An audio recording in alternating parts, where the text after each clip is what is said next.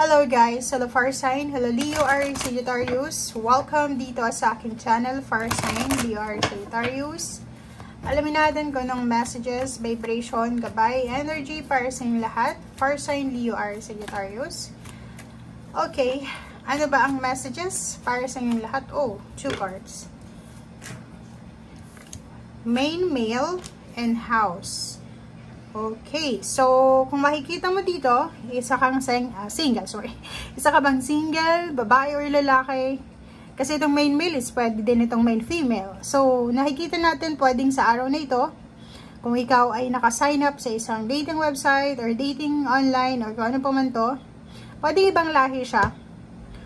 Pero single to. Okay? Financially stable siya.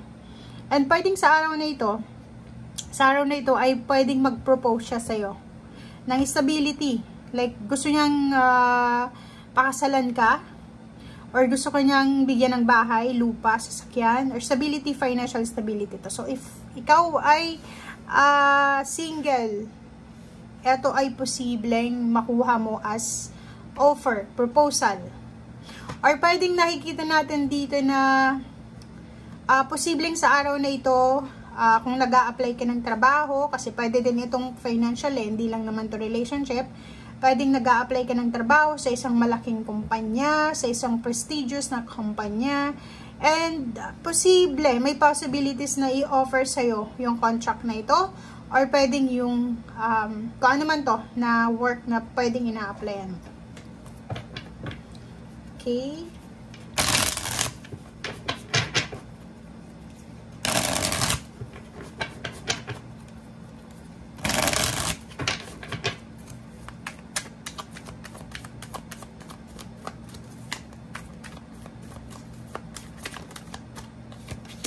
Okay, his work. Okay, impress. Ang galing na ito.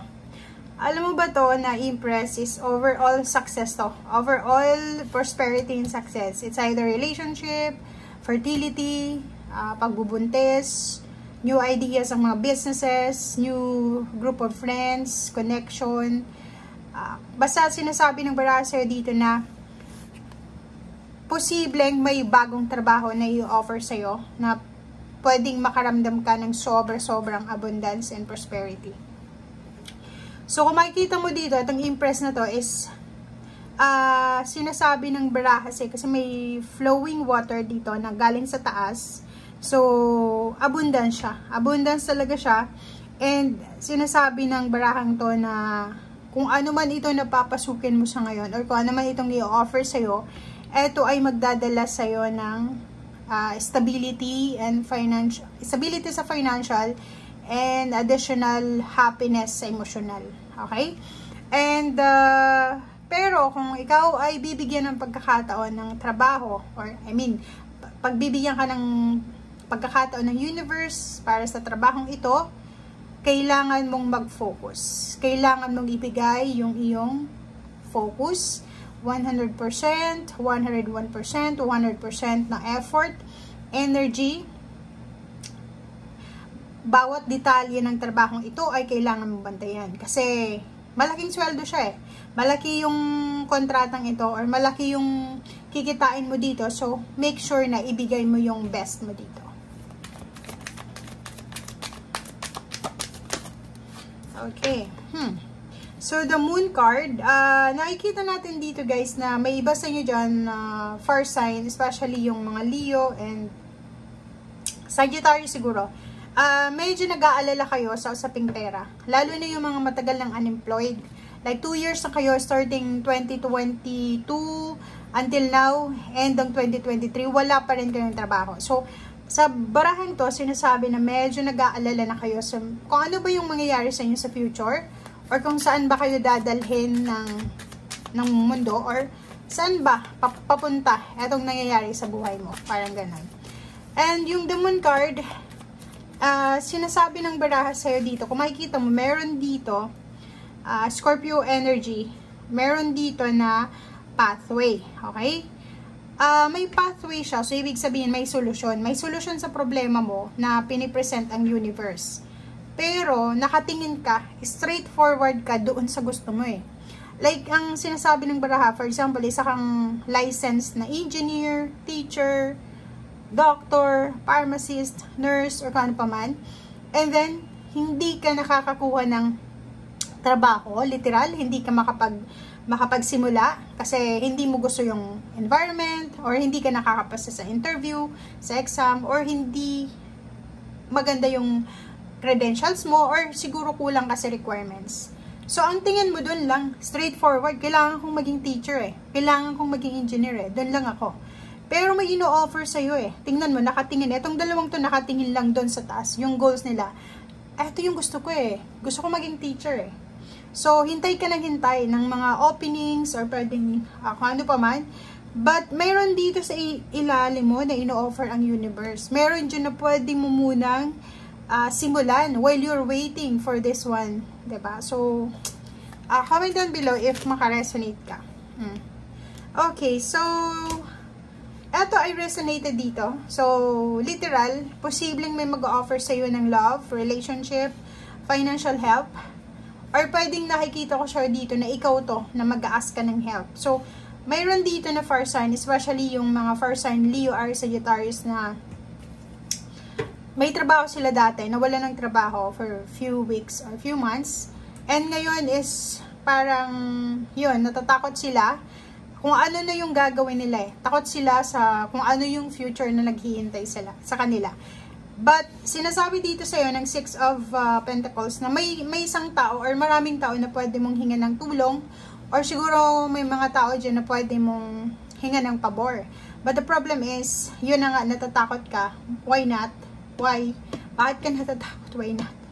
Kasi siguro itong taong ito ay dati kang tinulungan, but biglang nagkaroon kayo ng problem, so ngayon ay hindi ka na close sa kanya. Parang sarado na yung pinto. Parang ganun. So, medyo nahihirapan ka ngayon. Nahihirapan kang mag-isip kung saan ka ba kukuha ng ganitong solusyon. Parang ganun. Financial siya. So, Ace of Wands, sinasabi ng baraha sa'yo dito na ibalik mo yung iyong confidence, yung passion. Huwag kang mawala ng pag-asa. Siguro 2 years ka nang matumal yung negosyo mo or yung work mo, hindi, yung parang kailangan mo lang magpumasok ng 1 time per week, parang ganon. So, yun. Dito, so, sinasabi ng baraha na may 6 of Cups ka. Ibalik mo daw, ibalik mo kung ano yung dati mong motivation. Diba? So, wag kang panghinaan ng loob. Lakasan mo yung loob mo, wag kang panghinaan ng loob. Isipin mo na, siguro ano lang to, binibigyan ka ng pagkakataon ng universe ng ating Panginoon na makapagpahinga siguro. If, for example, bigla kang nawala ng trabaho, may trabaho ka pero kailangan mong pumasok Monday and 2 times per week, so magkano na lang yung sweldo mo niyan. So, sinasabi ng brasser dito na balikan mo yung motivation mo from your past. Isipin mo na atong nangyayari sa'yo sa ngayon na mga hang-ups, ay pwedeng yan ay rason lang para makapagpahinga ka kasi may inihahandang success and victory sa'yo ang Panginoon. So, parang ganun. So, be positive na lang. Okay. Diba? Zero the Fool, sinasabi ng baraha sa'yo dito na huwag ka nang maghintay sa mga bagay-bagay. Like yun, yung sabi ko sa'yo kanina, if ever 2 years, 3 years ka nang naghihintay na tawagan bilang isang doktor, guro, or kung ano pa man, try other possibilities. Kung makikita mo dito, meron ditong other possibilities diba? So, may tinuturo sa yung universe na pwede mong gawin.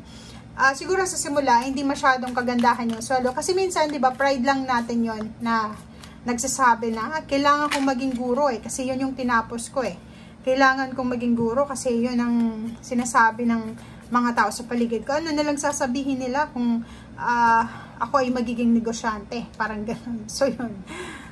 Dito sa barahan to, napakaganda to. Kasi yun na nga, hangman. So, may mga plano ka na siguro hindi masyadong visible sa ngayon. Or may mga plano ka na hindi natuloy or hindi natutuloy. Siyempre, disappointed ka. Lalo na sa financial. Kung makikita mo dito, first sign, una, travel. Pwedeng may travel kang gagawin. For example, may bala kang travel this week or pwedeng next week, pero hindi siya matutuloy. So, pwedeng ito din, siguro ini-expect mo na end of December or this month, ng whole ng December, ay may promotion na mangyayari. Pero hindi nangyari kasi nahang siya. So, kung makikita mo dito, instead na maghintay ka, kailangan mo na daw na asikasuhin kung saan ka pwede, 'di ba? So, para pagpasok ng 2024, alam mo na, 'di ba? Alam mo na kung saan mo gusto. Okay? Wag natin munang ipilit yung mga bagay-bagay na ilang taon ka nang naghihintay pero hindi pa rin nangyayari. Okay guys, so thank you for watching and see you again. Bye!